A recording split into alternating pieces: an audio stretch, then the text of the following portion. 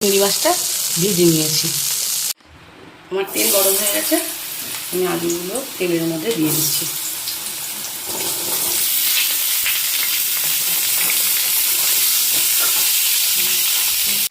চিংড়ি মাছের দো পেঁয়াজের জন্য আমি আলু আর পেঁয়াজটাকে ভেজে নিয়েছি।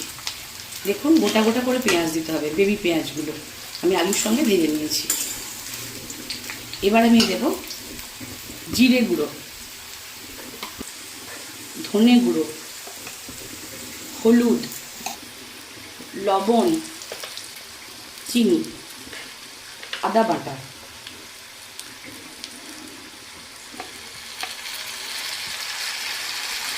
এবার আমি দেব টমেটো আর পেঁয়াজ পেস্ট।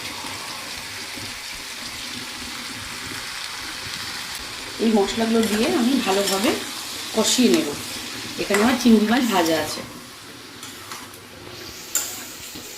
সব মশলা আর চিংড়ি মাছ দিয়ে আমি ভালো করে তরকারিটাকে কষিয়ে নিয়েছি।